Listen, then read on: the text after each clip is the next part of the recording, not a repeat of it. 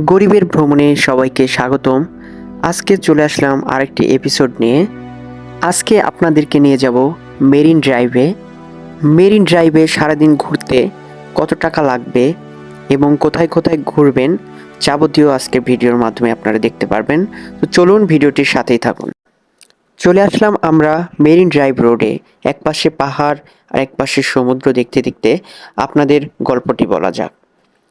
প্রথমে আপনারা কলাতলি বিচ থেকে সরাসরি কোনো সিএনজি অথবা চাঁদের গাড়ি রিজার্ভ করে নিতে পারবেন। আপনারা 6 জনের সিএনজি নিলে সারাদিনের ভাড়া পড়বে 1000 থেকে 1200 টাকার মধ্যে। আপনারা চাইলে সকাল থেকে উঠতে পারেন, চাইলে দুপুর থেকে উঠতে পারেন। যখনই উঠবেন সন্ধ্যা 7টা পর্যন্ত তাদেরকে 1000 থেকে 1200 টাকার মধ্যে তারা যাবে। আপনারা চাইলে চাঁদের গাড়িও নিতে পারেন। সেক্ষেত্রে ভাড়া পড়বে হিমছড়ি থেকে ইনানি পর্যন্ত 2000 থেকে 3500 টাকার মধ্যে। এছাড়াও আপনারা যদি টেকনাফ পর্যন্ত যেতে চান তাহলে ভাড়া পড়বে 4 থেকে 6000-এর মধ্যে। তো আপনারা জেনে বুঝে দরদাম করে ভাড়া মিটিয়ে তারপরে মেরিন ড্রাইভ ঘুরবেন। চলুন মেরিন ড্রাইভের সৌন্দর্য দেখতে দেখতে আপনাদেরকে প্রথমেই নিয়ে যাই হিমছড়িতে।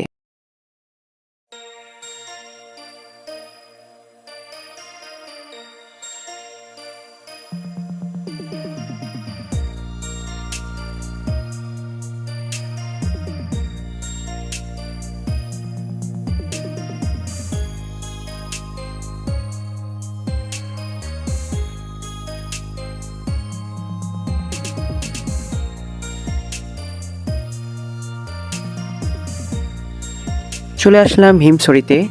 হিমছড়ির এই জায়গাটি অপরূপ সৌন্দর্যে ঘেরা। একপাশে পাহাড়, একপাশে সমুদ্র, তার সাথে আছে ঝাউবন। তো চলুন আপনাদেরকে সবগুলোই দেখাই। এখন যাচ্ছি আমরা একটি কাঠের ব্রিজের উপর দিয়ে হিমছড়ি কাঁকড়ার বিচের উদ্দেশ্যে। সামনে দেখতে পাচ্ছেন সবুজে ঘেরা ঝাউবন। আর একটু সামনে গেলে আপনারা দেখতে পারবেন কাঁকড়ার বীজ। তো চলুন আরও সামনে গিয়ে আমরা দেখি কাঁকড়ার বিচে কাঁকড়া দেখা যায় কিনা। তবে শুনেছি লাল কাঁকড়ার বীজ বলা হয়, এখানে লাল লাল কাঁকড়া দেখা যায়। তো চলুন আপনাদেরকে দেখাবো আজকে লাল কাঁকড়া দেখা যায়।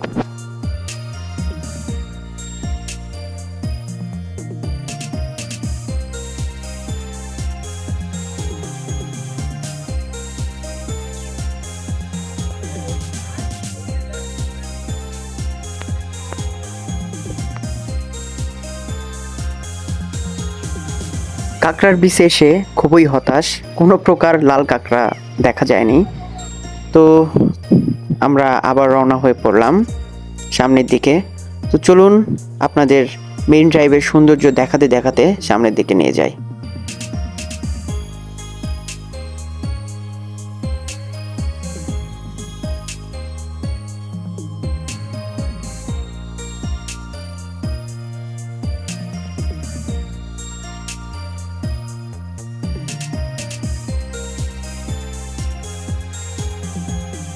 চলে আসলাম মেরিন ড্রাইভের আরেকটি সুন্দর জায়গা।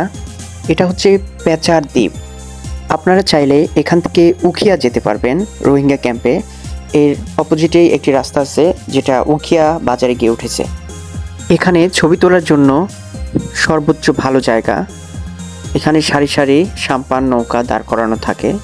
আপনারা চাইলে এখানে খুব ভালো ভালো ফটোশ্যুট করতে পারবেন এবং জায়গাটিও অনেক সুন্দর। এখানে ছোট ছোট টং দোকানও আছে, চাইলে আপনারা হালকা নাস্তা এখান থেকে সেরে নিতে পারবেন। এখানকার খাবারের দাম খুবই কম, চাইলে এখান থেকে নাস্তা করতে পারেন আপনারা। আবারও দুই পাশের সৌন্দর্য দেখতে দেখতে চলে আসলাম আমরা ইনানি বিচে। ইনানির বিচের অপরূপ সৌন্দর্য দেখে আমরা সবাই মুগ্ধ। তো চলুন আপনাদেরকে ইনানি বিচের আসল সৌন্দর্যগুলো দেখাই।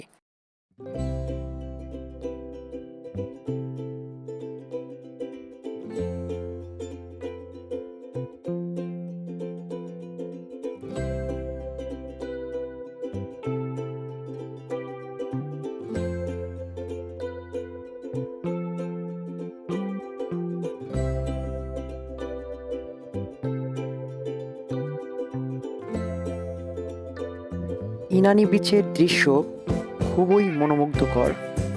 একপাশে ছোট ছোট পাহাড় এবং একপাশে সাগর। আকাশটা অনেক নীল, মনে হচ্ছিল যেন পৃথিবীর স্বর্গে চলে এসেছি। এখানে এসে মনটা ভরে গেল। চারপাশে সবুজ গাছপালা, সাথে পাহাড়, সমুদ্রের বিস্তীর্ণ জলরাশি এবং আরও আছে ছোট বড় প্রবাল পাথর।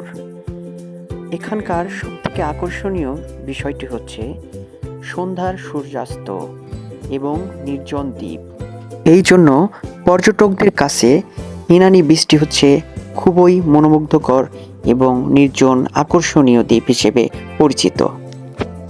ইনানির সৌন্দর্য দেখতে দেখতে ঝুম বৃষ্টি নামলো। আমরা চলে আসলাম দৌড়ে গাড়ির কাছে এবং আবারও রওনা দিলাম। দুই পাশের সৌন্দর্য দেখতে দেখতে পাহাড়, সাগর, ঝাউ বন এগুলো দেখতে দেখতে আমরা চলে গেলাম অজানা একটি স্পটে, যেখানকার নাম আমি নিজেও জানি না। আপনারা জেনে থাকলে কমেন্টস করে জানাবেন। এখানকার সাগর ছিল খুবই উত্তাল, বৃষ্টির পরের চিত্র এটি, কিন্তু পানি ছিল অনেক ঘোলা। এখানে দাঁড়িয়ে কিছুক্ষণ সৌন্দর্য উপভোগ করলাম। সাগর আর পাহাড়ের সৌন্দর্য দেখতে দেখতে সন্ধ্যা গড়িয়ে গেল। আমরা রওনা দিলাম কলাতলি বিচের উদ্দেশ্যে।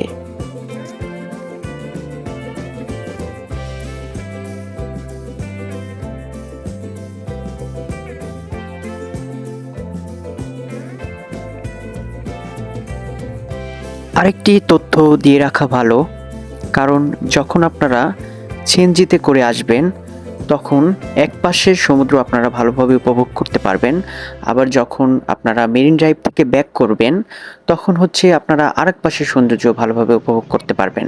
তো এটা মাথায় রেখে আপনারা ডিসিশন নেবেন যে আপনারা সিএনজিতে যাবেন কিনা চাঁদের গাড়িতে। এরপরে আমরা চলে আসলাম কলাতলি বিচে। এখানে এসে আমরা কিছুক্ষণ এটা সৌন্দর্য উপভোগ করে আস্তে আস্তে আমরা বাসায় ফিরে যাই। তো ধন্যবাদ সবাইকে, ভিডিওটির সাথে থাকুন এবং লাইক, কমেন্ট, শেয়ার করে পাশে থাকুন।